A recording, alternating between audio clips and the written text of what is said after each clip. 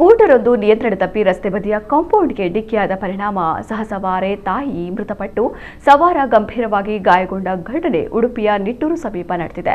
ಕಟಪಾಡಿ ಮೂಲದ 50 ವರ್ಷದ ಹೆಲನ್ ಸೋನ್ಸ್ ಮೃತ ಮಹಿಳೆ. ಇವರ ಮಗ 20 ವರ್ಷದ ಶರ್ವಿನ್ ಗಂಭೀರವಾಗಿ ಗಾಯಗೊಂಡಿದ್ದು ಆಸ್ಪತ್ರೆಗೆ ದಾಖಲಿಸಲಾಗಿದೆ. ತಾಯಿ ಮಗ ಹೋಗುತ್ತಿದ್ದ ಸ್ಕೂಟರ್ ನಿಯಂತ್ರಣ ತಪ್ಪಿ ರಸ್ತೆ ಬದಿಯ ಕಾಂಪೌಂಡ್ಗೆ ಡಿಕ್ಕಿ ಹೊಡೆದಿದೆ ಎಂದು ತಿಳಿದು ಬಂದಿದೆ. ಪರಿಣಾಮ ಸ್ಕೂಟರ್ ಸಹಸವಾರೆ ಹೆಲೆನ್ ಗಂಭೀರವಾಗಿ ಗಾಯಗೊಂಡು ಆಸ್ಪತ್ರೆಗೆ ಸಾಗಿಸುವ ದಾರಿ ಮಧ್ಯೆ ಕೊನೆಯುಸಿರೆಳೆದಿದ್ದಾರೆ. ಹೆಲೆನ್ ಸೋನ್ಸ್ INTUCಯ ಮಹಿಳಾ ಜಿಲ್ಲಾ ಕಾರ್ಯದರ್ಶಿಯಾಗಿದ್ದರು. ಅಪಘಾತದ ಬಗ್ಗೆ ಉಡುಪಿ ಸಂಚಾರ ಪೊಲೀಸ್ ಠಾಣೆಯಲ್ಲಿ ಪ್ರಕರಣ ದಾಖಲಾಗಿದೆ.